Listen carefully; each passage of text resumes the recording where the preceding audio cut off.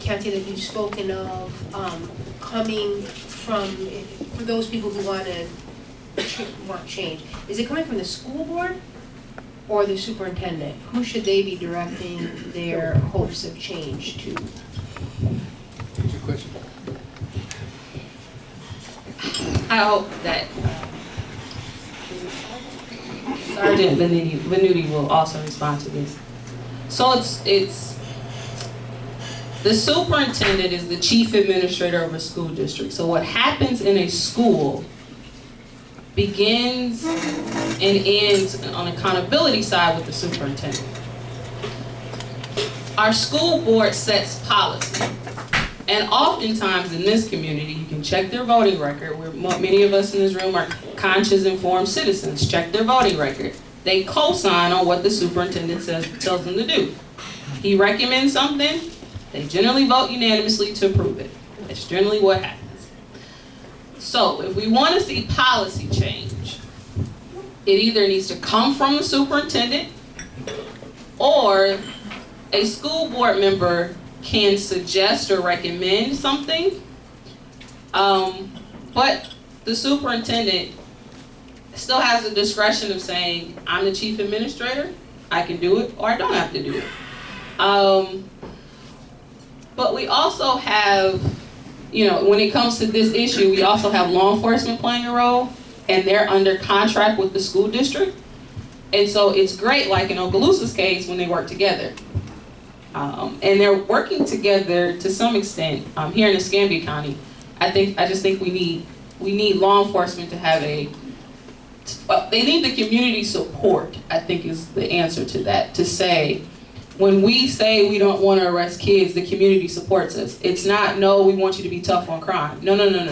When it comes to kids, if the sheriff goes in and tells the superintendent and the school board, I know we've got an arrangement here where my officers work in your school, and the community and our officers say, we want to do some things different, then you've got the community standing with law enforcement in a collaborative way to the school district or the superintendent to say, we want change, versus us not supporting law enforcement, which is actually an ally in this case. And then the superintendent and the school board being able to say, well, we think the community wants. Like, we need, as a community, to be very vocal about what we want. But all that to say, it starts with the superintendent. I don't know if you want to talk about your experience. The relationship with the school district and law enforcement. Very critical, very, very critical. One thing that we found was we have quarterly meetings with the, another place that the policy comes from is school board attorneys.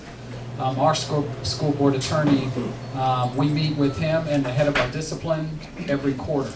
What we do is we have to write an end of the week report, each resource officer, on significant events that happen during that week. We then every quarter sit down with all those reports. They'll come to us and we come to them, and I'll say, okay, our officers responded at this one particular school 14 times to a special needs classroom where the teacher was calling our law enforcement officer direct. And you do get that quite often. They want that law enforcement to come straight to their classroom. So then what we do is we look at it and we say, okay, we'll have you address this with your principal. We'll address it with our SRO on why are they responding directly to a classroom at a teacher's request. Because once, and a lot of people don't understand, it's no different than on the street. If my SRO gets a call for service, and that's what it is in a school, it's a call for service. Statutorily, where are we obligated to respond? Just like if a 911 call comes in at a residence, can we go, well, yeah, we won't take that one, but we'll take this one because of where it's at or who's calling it in. We don't have that. So if a teacher calls us, we're going to respond. And that was working out those little things with the school district and coming up with policies, doing away with in-school suspension. When they said that at the beginning, I was like, wow, okay, we're going to do away with out-of-school suspension. Our fights are going to go up, and our crime's going to go up, and all these other things are going to happen. But what they came up with is, it's called an STP program, student training program. And so what they do with in-school suspension, we don't even call it in-school suspension anymore, we call it STP, is they have to go in there and they have to do a block of study on what they did. So it's kind of a restorative justice. I don't know how many of y'all are familiar with restorative justice. Anybody that knows exactly what restorative justice is? And I didn't either. I had to go to a conference to learn what restorative justice is. Restorative justice can be anything that gives a child another avenue rather than even being disciplined by the school or even being put into the system. So let's say you have two kids fighting on campus and you have a peer mediation group within that school that the school and the SRO say, okay, as long as they complete this 8-week course with their peers on, and it's conflict resolution might be one part of that, where they have to sit down with the two students, with their parents that got into the altercation, and they talk about why they did it with a counselor in the room. Sometimes law enforcement's involved in that, and sometimes they're not. So when you think about restorative justice, it can be a myriad of things. It could be like Keontae said. It could be like, okay, we're going to have a Saturday cleanup, and one of my resource officers has done that before, where they said, okay, in lieu of this, we're cleaning up the school on Saturday. So give me everybody who you were going to put in out of school suspension for this or that or this, and as long as the parents agree, they don't get in anything. They come up and they help clean up the school that they helped mess up if it's a criminal mischief or something like that. So and it took me a while to look at that and really get my mind clicking on, wow, this is pretty cool, so what can we do as SROs to now be a part of restorative justice? I'm fortunate that I have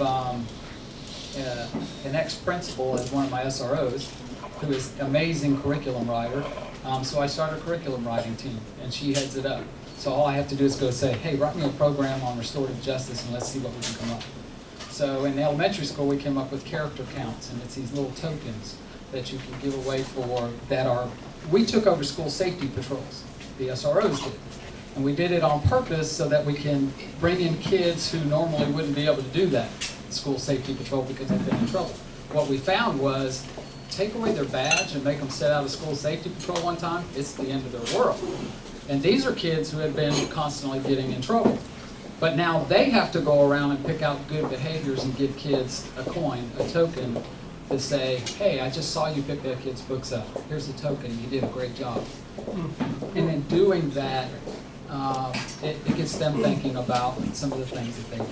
That's just one of the things. But it's that partnership. I can tell you it's the partnership. I know Dale say the same thing. If you have a great partnership that you're constantly talking, and it takes work, I don't always agree. We've sat around the table and we've said, wait a minute, this, and this. But it's give and take on both parts. When we talk about policy writing, ours comes from really a lot with our school attorney. Not the school board has to approve it, superintendent has to approve it, but we sit with the head discipline person and the school board attorney. And they're constantly writing, and then next year maybe we can push out a change. That's how we do it.